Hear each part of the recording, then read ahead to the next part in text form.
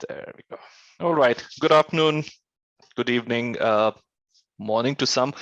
Thank you very much for joining us here on this webinar, which is focused on the menace of illegal wildlife trade and poaching of snow leopards. We have here with us Fatul Bari, who's a co-author on this recent publication in Nature Conservation that explains the drivers of snow leopard poaching and trade in Pakistan. As you all might know, poaching and illegal trade have consistently appeared among the top 10 threats faced by snow leopards over decades. Other threats have come and gone. Poaching and illegal trade have remained among the top threats, although it is believed that most of the trade in case of snow leopards is supply driven. Some recent incidences of confiscations and also analysis indicate that this may not entirely be true, at least in the recent times.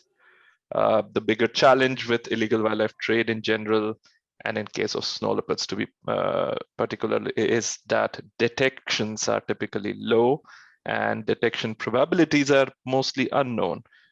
What it does is it leads to poor data, which makes it extremely difficult to understand what's happening, and that in turn makes it impossible to intervene and combat illegal trade and poaching. So I'll quickly move to our today's main presenter. As I mentioned, we are delighted to have Fatul with us today. Fatul works at the University of Chitral and focuses on contemporary conservation issues. He, along with his co-authors, collated data from various respondents and other sources, including media, NGOs, and wildlife departments, and published what can be considered as the first ever systematic analysis of snow leopard poaching and trafficking data from Pakistan. Among others, one of the most startling figures that I found in the paper was that just 3% of the incidences that they found were reported to the relevant law enforcement agencies. That just exemplifies how little is likely done in a lot of these cases. So I'd like just get out of the way and invite our guest speaker Fatul Bari to take us through his and his team's findings about snow leopard poaching and illegal trade in Pakistan. As for questions, if you have any questions while he's speaking, please put them in the comments section. We'll try to come back to each of your questions.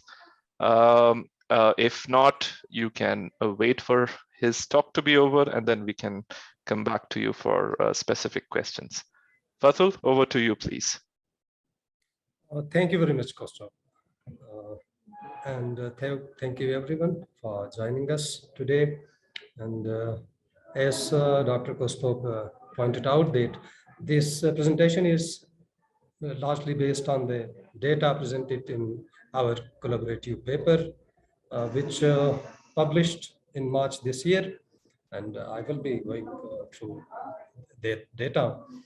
There are a number of authors in the list, colleagues, which I want to acknowledge, particularly Dr. Ali and Jafaruddin, for pushing me to present this. And thank you very much for this opportunity. When we talk about snow leopard poaching or snow leopard hunting, it is not new. Rather, it has a very long history in the snow leopard range of Pakistan, whether they may be the herder, subsistence poacher, or hunters, or the elites, the royal elites, elders of the mountainous communities in snow leopard range in Pakistan, have hunted snow leopards for various motives, although the motives may be different, but the result is the same.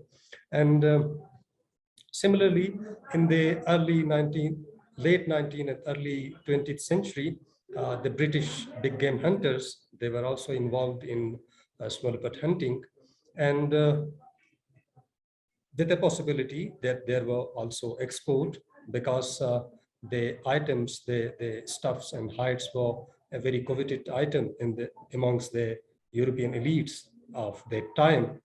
But any accurate data or how many number of snow leopards were hunted or exported is not available. But the hides and stuff as decorative pieces can still be found in the royal courts of the former princely states of the snow leopard range in Pakistan, and maybe in other countries as well. This may be due to because laws and wildlife regulation also evolved very progressively over decades, particularly in the 60s and 70s, when the IUCN Red List was made or created in 1964. And later on in 1972, snow leopard was declared as a protected species, an endangered species. And in the decade of 70s, major wildlife laws were also promulgated in Pakistan. Like in 1975, certain laws were revised, which were then revised later on, amended. And in those laws, in 1975, Wildlife Protection Laws 1975, snow leopard was a protected species.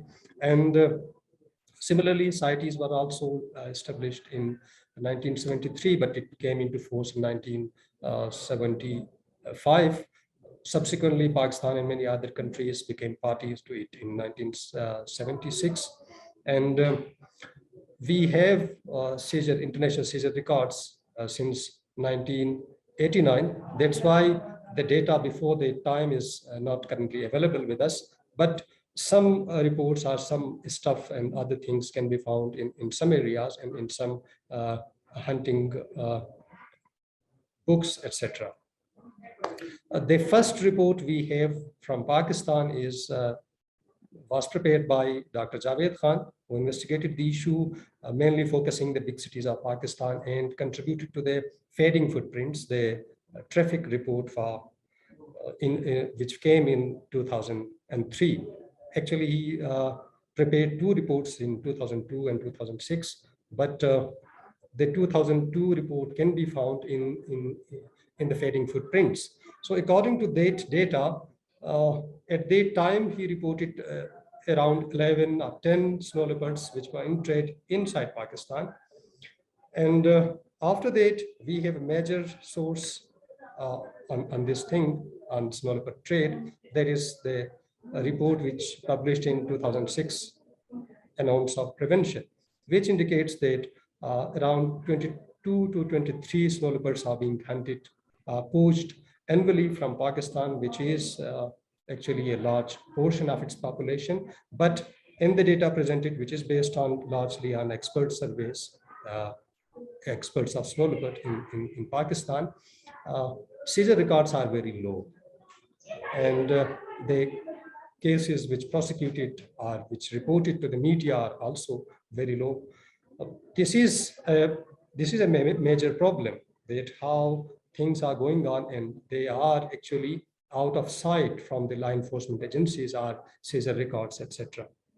There have been many other works constantly published in reputed journals by different researchers on illegal wildlife trade in Pakistan. But by analyzing all of those data and papers, there are no records of snow leopard trade in Pakistan, like the one which was published by WWF in 2016, authored by Aisha and Dr. Uzma Khan, that there is no record of that. But another one, which was published by Maheshwari and Niraj in 2018, they detected in their paper, in their study, around 11 snow leopards in trade from Pakistan during this time. Their survey was based on expert surveys, market and media reports as well. So we believe that focusing on the communities which are living in the mountainous areas or inside the snow leopard range may be more useful, in addition to relying on the internet sources or market surveys and experts' opinion. The snow leopard range in Pakistan is around 80,000 square kilometers, which is divided into 14 districts in 3 different provinces, and presents some of the good habitats or prime habitat of snow leopard in its range. So along with other things, doing desk-based research, literature surveys, market surveys, we also went to the communities where these incidences are happening. By surveying 14 districts, we reported in this paper snow leopard poaching in 11 districts. There were no reports from 3 districts, and similarly, we also contacted 3 conservation NGOs which are working there and 13 divisional wildlife departments in the 3 provinces. And finally, the market, around 17 big markets in 90 and 97 shops in different cities of Pakistan, where the possibility of finding a snow leopard pelt or trader dealing in snow leopard hides, etc., is possible. So they refined the verified snow leopard poaching. The detail are actually present in the paper, which is available online. So how they were verified, what was the procedure to actually authenticate a snow leopard poaching incident is reported there. I will not go to that. We obtained 101 verified snow leopard poaching during 2005 and 2017. Among them, the major source was the community surveys, where we went in different ways. In some, we have very good relations with them, with the community members, and we gained their confidence over the years, and they actually narrated these stories or the cases to us very easily. And that is the major part of the survey are the data which is coming from there, and 8% is from online and media reports. The department are the line departments, wildlife departments in the 13 divisional wildlife offices or district wildlife offices in the 3 provinces actually reported 3 cases which were prosecuted or which were under trial in different courts. And similarly, in the markets, only 2% cases were reported from the markets. This is the 101 snow leopard poaching actually constitutes 7 to 8 snow leopard poached per year during this time, 2005 to 2017, accounting for a reduction or decline of 2 to 4% of Pakistan's snow leopard population, which is estimated 200 to 420. And especially the highest cases were reported from Hunza, Ghazar, Nagar, and Gilgit districts, which all of them are falling in the Gilgit-Baltistan region, which actually accounts for more than 80% of the snow leopard range in Pakistan. Other reports, when we compare with this spatial extent of the snow leopard poaching, one report of one paper published by Dr. Wajid Rashid in 2020 reported almost 2 snow leopard poached per year during 2011 to 2018. And they have very comprehensively actually reported from the communities, from the elder of the communities in the Khunjarab National Park and the surrounding conservancies. Temporal pattern also varies in different season and different years. The justification for the years may not be possible, why there are more cases in certain years and why there are less cases in other years. But seasonally, there is a trend, there is a pattern. In the winter season, cases were more reported as compared to other season. That may be because when snow falls and the animal come down to the low valleys, to the lower altitudes, in search of food or in search of livestock, etc. So there is a possibility of encounter with the snow leopards, and subsequently killing them is much more easier. Why they are killed, why they are poached, the snow leopard. So as usual, retaliation and shooting are in retaliation to livestock predation by the snow leopards, because snow leopard are said to kill more livestock as compared to other carnivores, but that is only in certain cases. Other papers from the snow leopard range in Pakistan report much higher livestock predation by wolves and other carnivores like Himalayan lynx as compared to snow leopard. But still, the reason which is reported by the community members or other experts in the snow leopard range, that is the major cause for snow leopard poaching in this region. And the animal are actually shot dead because that is perhaps the easiest way to kill snow leopards, and it is easier to use and to carry guns to the high pastures as compared to other things like poisons may not be available in the market easily, and one needs special permission for that purpose. Similar is the case with snares, which are very technical things to operate. That is why shooting is the preferred way. Other challenges which actually augment this crime is the wildlife field staff, their strength. There are less than 1% per 100 square kilometer of the snow leopard range in all the 3 provinces. And in such area, in the mountainous area, covering 100 square kilometer area by one individual is very difficult. And when we ask the relevant authorities what is the criteria for the post creation and recruitment of field staff in every divisional office, so there is no clear criteria. I think it would be better if a criteria should be made for that purpose. That could be based on the number of iconic species present in the area or the area which has to be covered by the field staff. So that can, I think, contribute to reduce or control the poaching incidences. Similar is the case with the penalties which are imposed for snow leopard poaching are comparatively low as compared to other species, for example, markhor in ibex. Although these things, the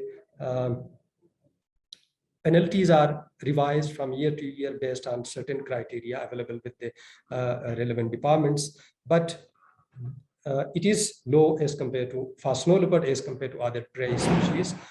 There may be various reasons, let's say, because they are more valued by the community as well as the department, because they are like a cash crop for them, and they can actually earn resources or financial resources by trophy hunting ungulates and other species. There have been some good things after conducting this study. Under the PS Lab project, training on the SMART was conducted for the field staff in the snow leopard range in all the 3 priority landscape, the Himalaya, Hindu Kush, and the Karakoram Pamir. And also a community-based wildlife protection surveillance mechanism was also prepared for the 3 landscape under the project. Thank you. This is it from my side.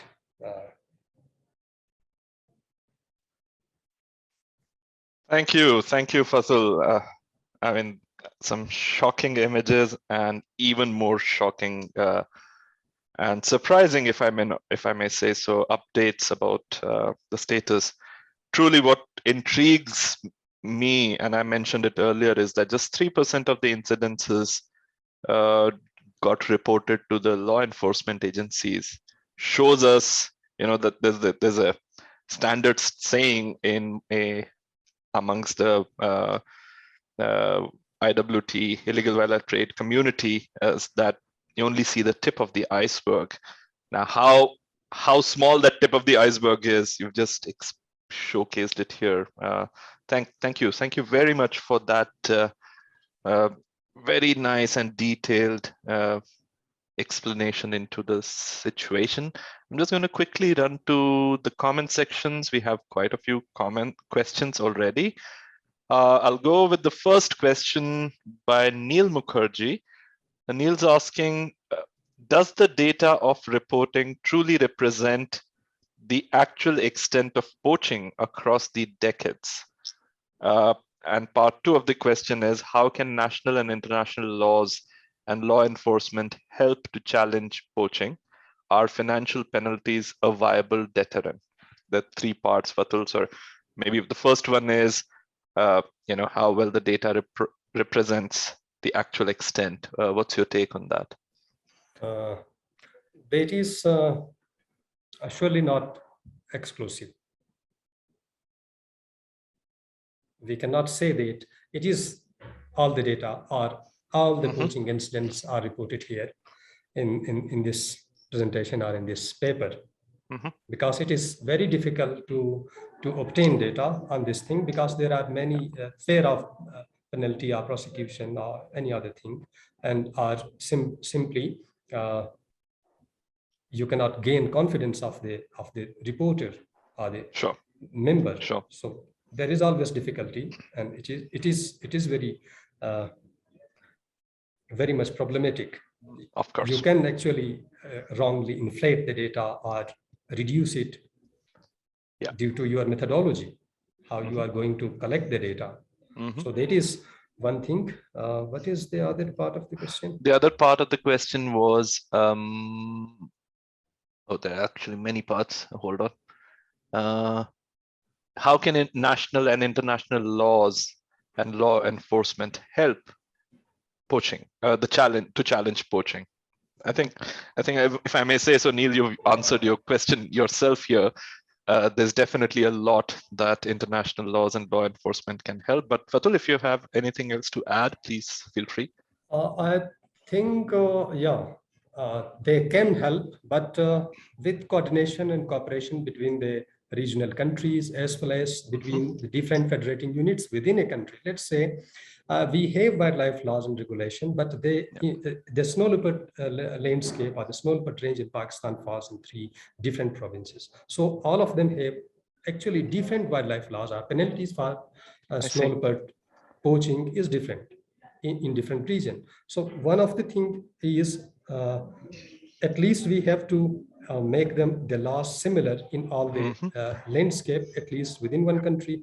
And secondly, by sharing information other things across the range between neighboring countries and neighboring regions. Okay, now that's a very good point, Fatul. I'll just add to it. In one of the meetings of the Global Snow Leopard and Ecosystem Protection Program, the national focal points, representatives of all snow leopard range countries, they highlighted the need for harmonization of laws between countries, so that, you know, if a person kills a snow leopard in country X and quickly moves to country Y, just because country Y, even if he gets caught, the penalties are much lower, it shouldn't become an incentive for such trafficking. So I think what you talk about here is another level, and honestly, I didn't even know about this, that even within provinces in a country, the laws are different. So I think that's another important point, to really harmonize these laws and penalties across not just provinces, but also across countries, so that it creates a uniform deterrent against poaching. Okay, there was a third part of the question, which was, are financial penalties a viable deterrent? I can't say, surely, maybe. Right. It's very difficult to say anything. I understand. Maybe that in some cases. Of course, yeah.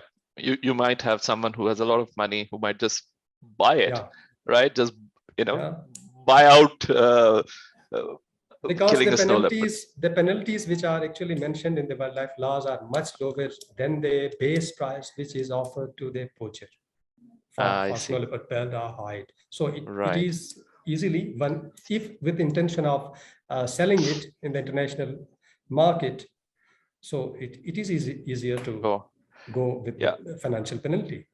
Right. Fatul, that actually leads me to a point that I had taken a note of. You mentioned that the penalties for killing snow leopards as of now are lower than the penalties for some species such as markhor, right?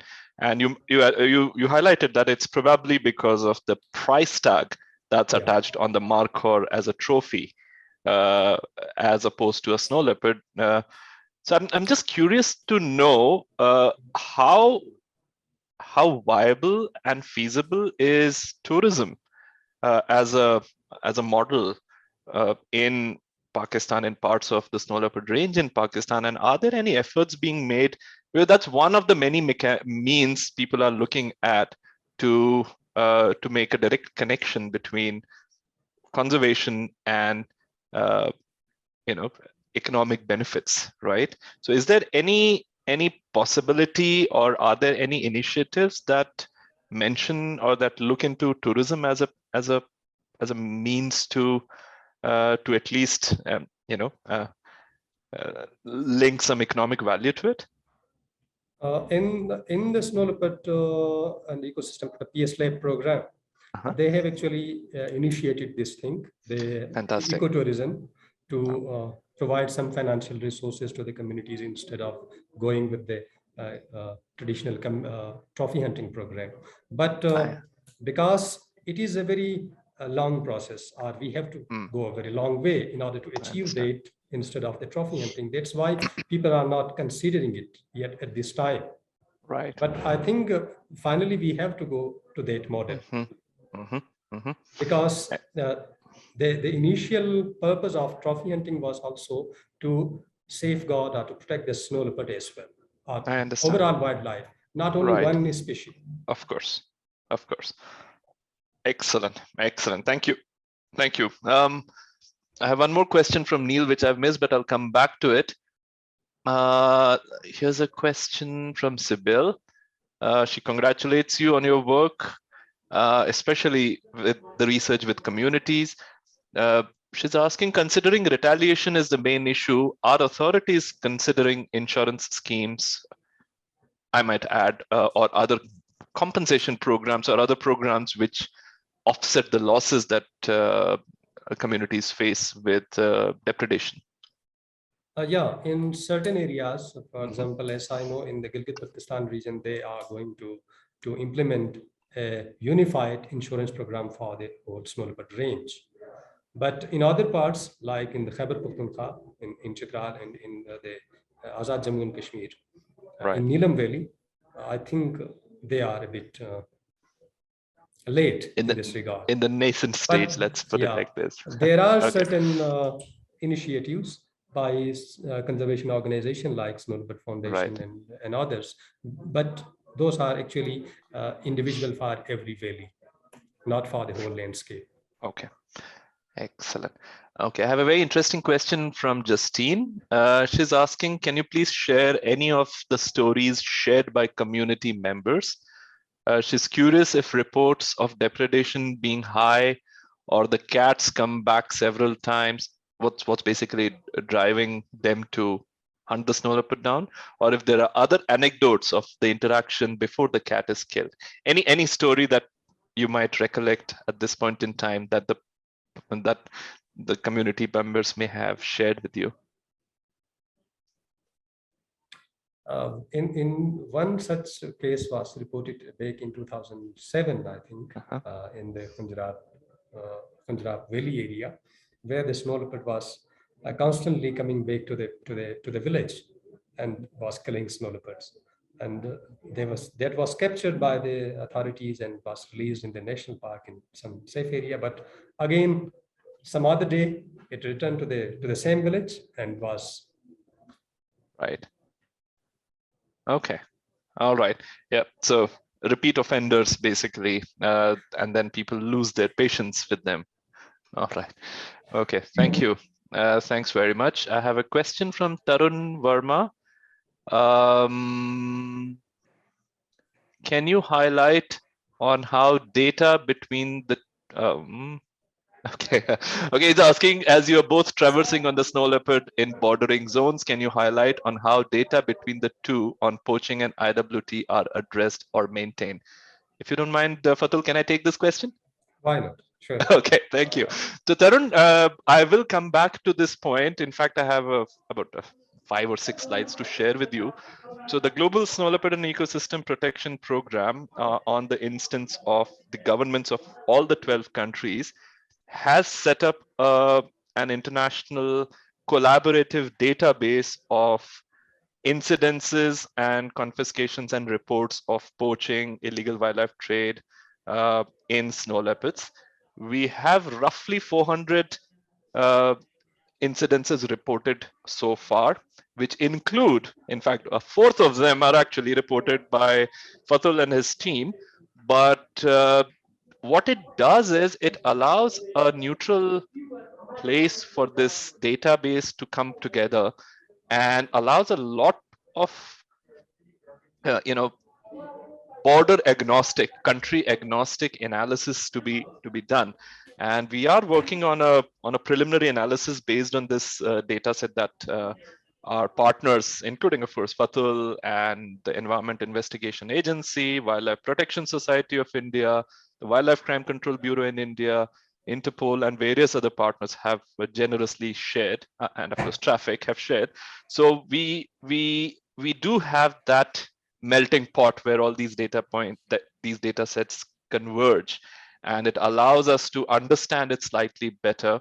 As I mentioned in the beginning, the more the data you have, the more information you can extract from it, and the better you can address poaching and illegal wildlife trade as a threat. I hope that answers your question, Tarun. I'll move to another question now from Ghulam Nabi. What will be the future of snow leopard when this region is going to connect to the world through international projects? Ghulam Nabi. Fatul, you might know about this better. I think as far as projects are concerned, there are no projects without environmental impact, and there are no environmental impacts which cannot be managed. So with the strategy to manage the environmental impacts of projects, we can hopefully better connect with the world, and there is a safe future for snow leopards as well. Excellent. Yeah. I mean, ultimately, let's also remember that a lot of the linear infrastructure is closely linked with poaching and illegal wildlife trade, which is linked with diseases as well. So there's this really nasty nexus of some of these threats, which kind of comes together. But then, as Fatul rightly says, if the right impact assessments are done and mitigation measures are put in place, then I think every threat can be dealt with in a certain way. Thank you very much for that answer, Fatul, and that optimistic, positive note. Truly appreciate it.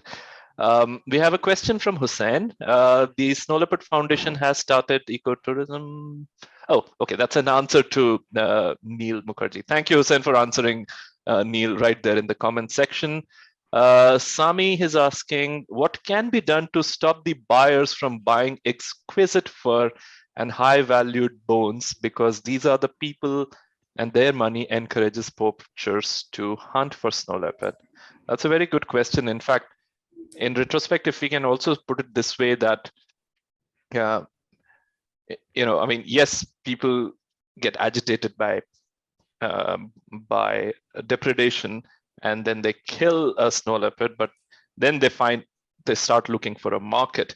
So there's certainly some market which exists, and I think the question is a very genuine one. What can be done? What do you think? What are your ideas and suggestions on what can be done to stop buyers? Very difficult to say what can be done. Maybe we impose more restriction on the import-export routes. Yeah. Maybe we should increase the penalties. Maybe we also aid incentives for not killing snow leopards, protecting snow leopards, compensate for livestock losses, and so on. Yes, of course.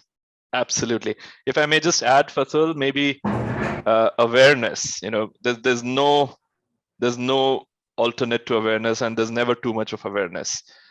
The very fact that until only a few years ago, one of the biggest buyers of snow leopard skins in a certain country was the armed forces from the West, who actually had no idea that it's illegal, and they would just be taking those skins. It's only through awareness and consistent approach, and we have a few partners here who were involved in that effort. I think awareness also plays a massive role. I mean, sadly enough, not even 5 years ago, there was a fashion designer somewhere in in Europe, in Central Europe, who was found with snow leopard skin, and he was trying to use them for certain attires. And he claims that he didn't know it's illegal. But I think the fact being that there's a lot that can be done in terms of spreading better awareness. We often hear from people who have either inherited a snow leopard skin from somewhere and then don't know what to do with it, or who have been given a gift from someone which turns out to be illegal and don't know what to do with it. I think a lot of it really comes down to better awareness, better knowledge about what's not a good gift, what's not a good status symbol as well. So I think awareness can never be overemphasized as far as the markets are concerned. And we have seen some good results in certain other species where awareness has truly reduced the demand in certain sectors. Okay, sorry. We have a question by Sibel. Do we have much information on how the killed cats or parts are traded? That's a very good question. What are the mechanisms to connect the supplier with the customer? Oh, there we go. Yeah. Thanks, Sibel. That's a very, very good question. And in fact, that connects very well to the point we just discussed. Fatul. Actually, the traders in big cities, they are approached by the buyer or the international traders, and they have connection in the communities or the subsistence herder, we can say. So there is as we arrived at this conclusion during our surveys, they supply on demand.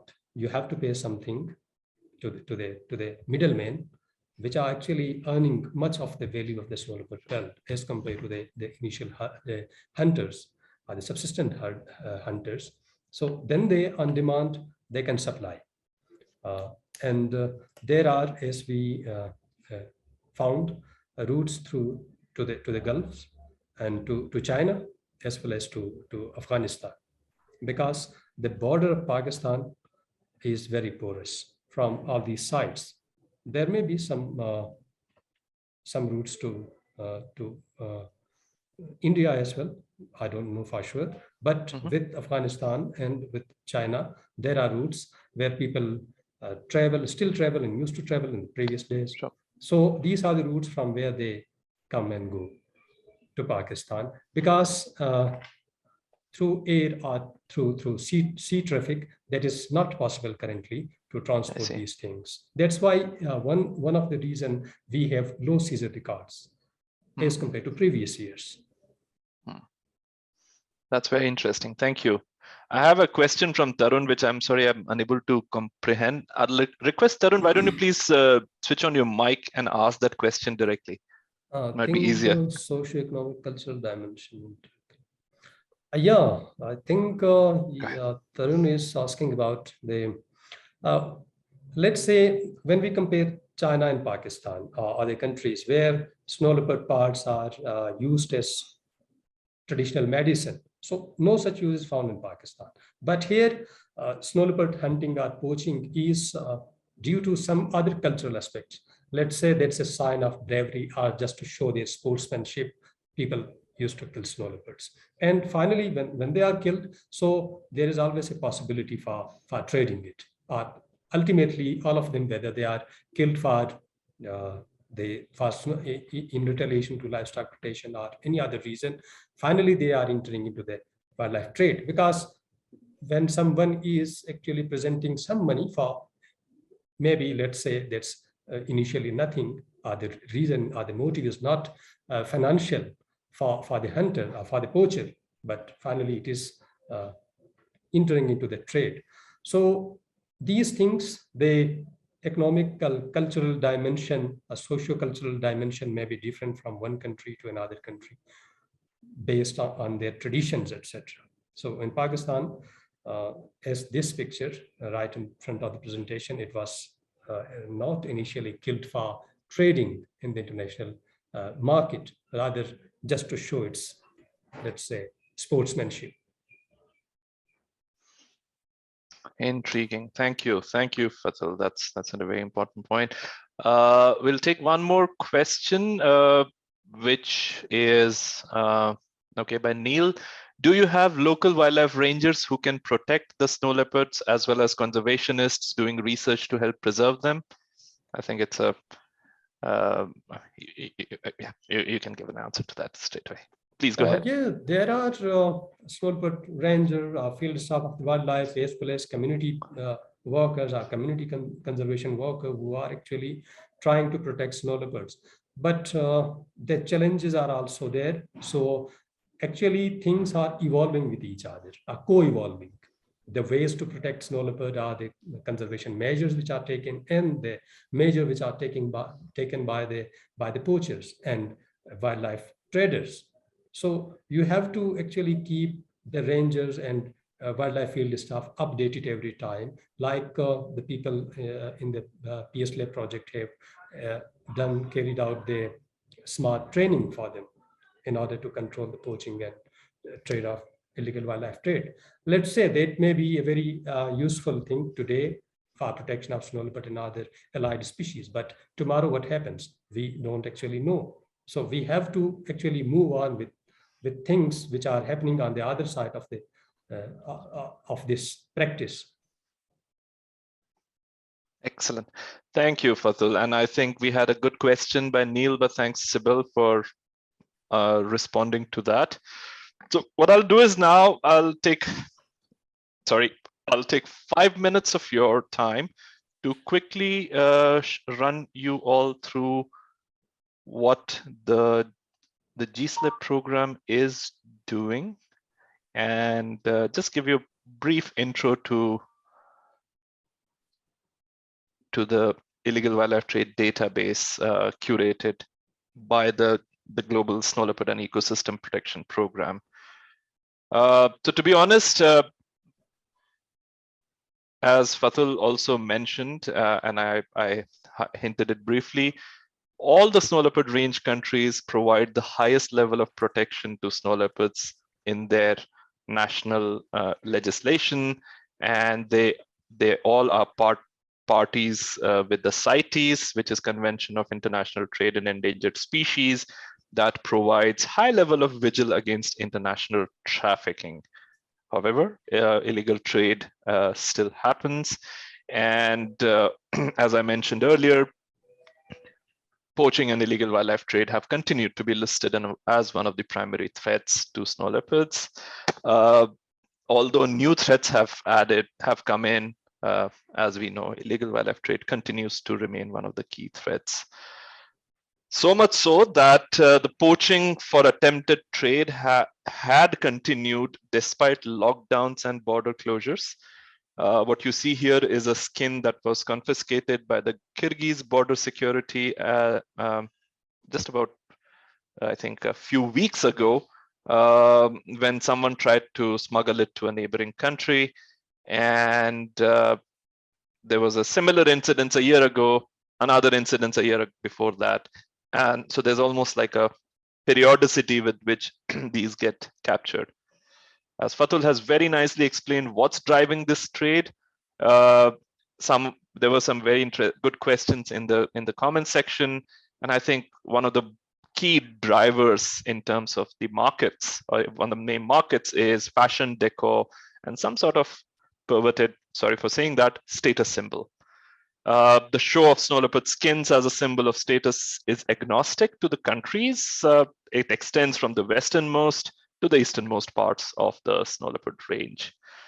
Where are the skins going? It's surprisingly going everywhere, including East Asia, Europe, Middle East, North America, and Eastern Europe and Central and East Asia as well.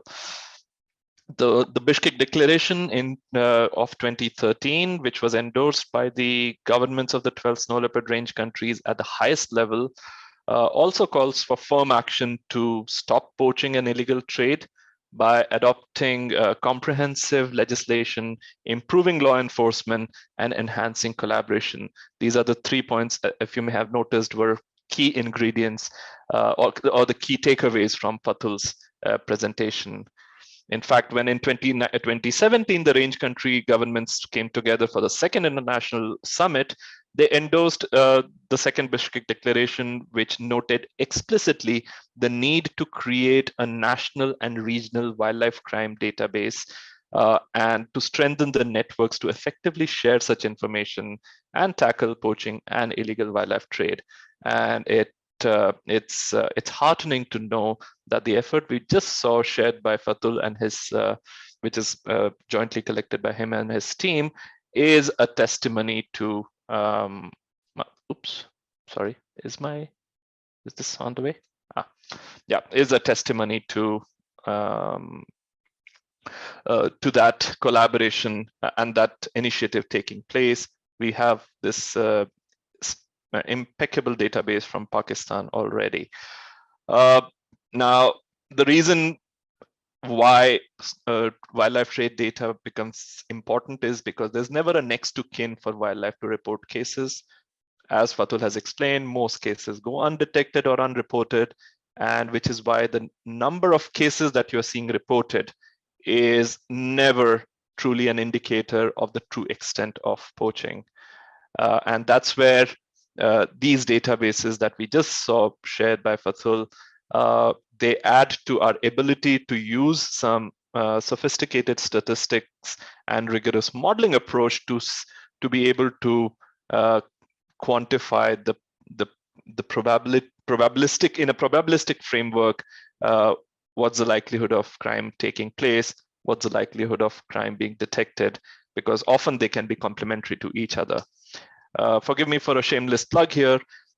We used a very similar database on a paper from 40 years of painstakingly collected data from India, but not on snow leopard. This was on tigers by the Wildlife Protection Society of India, where it helped understand patterns of poaching and how the detections were not really linear.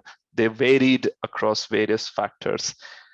With snow leopards, we still are very at a nascent stage as far as the data is concerned.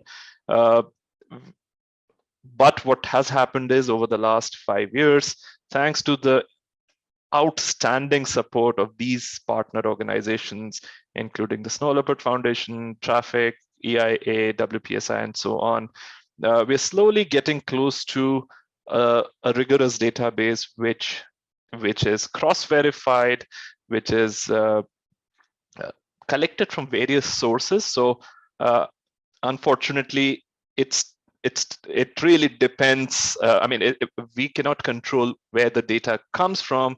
The data comes from the country partners. Like in Pakistan, the source is much more intense, a much more focused, which is coming all the way from community-based interviews. In another country, it might just be rather rarefied, where information primarily comes from what's registered officially or what's reported in media and elsewhere. So that's the sort of variability we still have. But the good thing is we can deal with that variability as long as we have sufficient data. So what we have done is we've put it all together on this page that you can access. You can access it at iwt.globalsnowleopard.org, where you can see some patterns and trends and even spatial patterns of where snow leopard crime detections are. Not just that, if you come across any incidents or if you are aware of any incidents of poaching, illegal trade, or confiscations, there's never too much information. Please do feel free to share with our team. Our team will immediately get back to you and seek further details. In fact, we also have national focal points in each country, and we also have data. What do we call them? We call them the IWT data partners in each snow leopard range country, who help us verify the validity and the duplicacy of that particular incidence and help us keep the database as proper as possible. So that's just a couple of lines, a couple of points I wanted to share about what we've been doing at the Global Snow Leopard and Ecosystem Protection Program, with support from people such as Fatul and his team and many others who are part of the of this workshop here, of this meeting here, but also those who are not here. So, yep. I just want to know if there are any other questions. Please let us know. I think we're doing good on time. Raki must be very, very happy. Usually when she asks me to run to facilitate a meeting, I end up 15, 20, 30 minutes later. Okay. I'm sorry, I've just put the question in the chat. I think I just Narayan saw that told question. you had asked, yeah. Okay. So there's a question by Narayan. What about the attitude of people towards snow leopards in the locality? Are poachers local people or outsiders in that area? Fatul, that's a question for you. Most of the poachers are local people. There are very negligible reports of outsider poachers in the area, but there may be one or two, but that's the case. So generally people who are the community members, they have positive attitude detected on not only in this study, but we also record it in other studies. Usually we conduct human wildlife interaction surveys in the snow leopard range valleys. So that is positive. I think there may be, because of some kind of awareness or sensitization, what if they are hiding their true attitude towards snow leopard? I always wonder about this. Apparently they are reporting positive attitude. So that's the case. That's the question for tomorrow. Yes. Okay, thank you. I have another question by Matt. Matt Lawton is asking, outside of retaliatory killings, are you seeing multiple primary drivers of poaching, both for skins, but also for bones, for glue or wine and teeth? Or are skins the primary driver and bones and teeth are lucrative, illicit trade items with demand driven from different markets? Maybe if you can go first, Fatul, then I'll add a couple of points to this.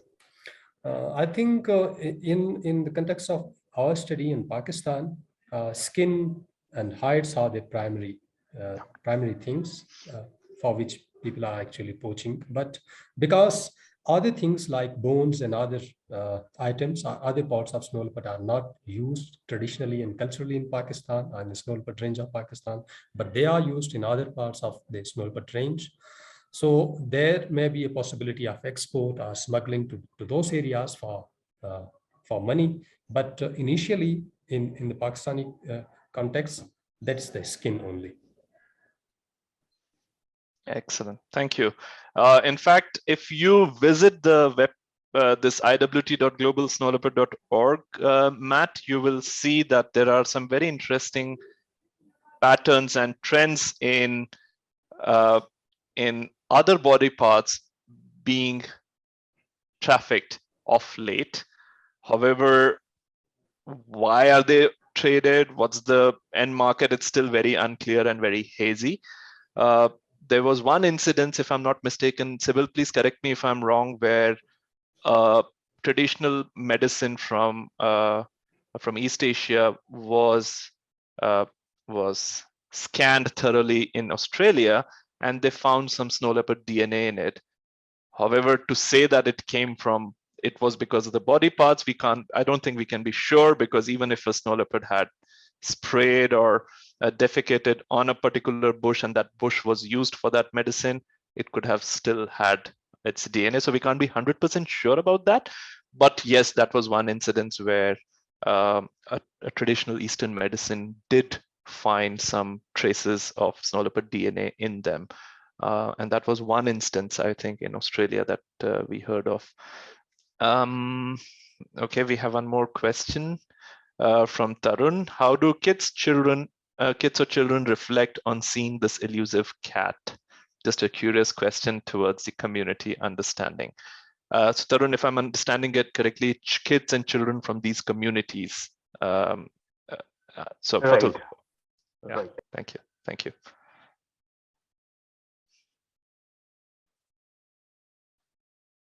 Go ahead. Fatul, over to you.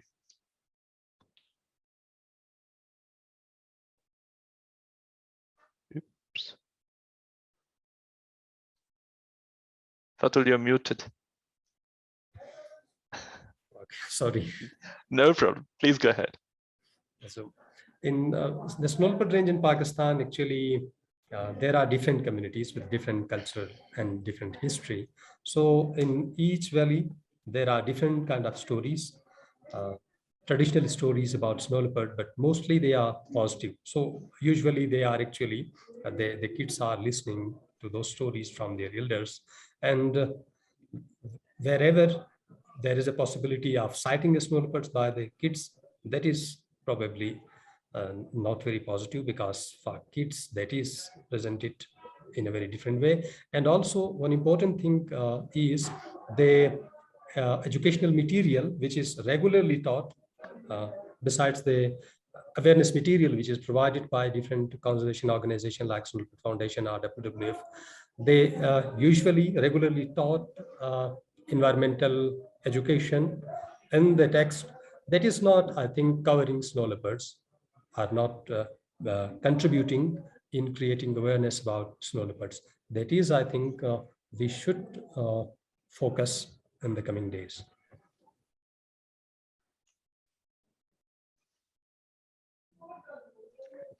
Thank you. All right. Thanks so much, Fatul. And I just got a message from Hussein saying that you see a lot of stuff behind me. Well, I rent this room from my daughter, my 7-year-old daughter. So yeah, you can see a lot of her material here. So forgive me. This is my standard quiet room to be able to have these meetings. Okay, we have time for one last question. We're doing very well on time. Sybil, oh no, it's not a question, it's actually a response. About 5 years ago, yeah, she's just confirming, about 5 years ago, a study at Deakin University randomly sampled 50 items from various traditional medicine suppliers in Melbourne at a lab, and one was found to have snow leopard DNA. Thank you so much, Sybil, for that, for digging out that detail. Okay, so if we have no more questions, maybe I think we have left one question from Samula. okay. That Oh, he's I'm so asking sorry. about. Please go ahead. Sorry, I missed that question. Go ahead.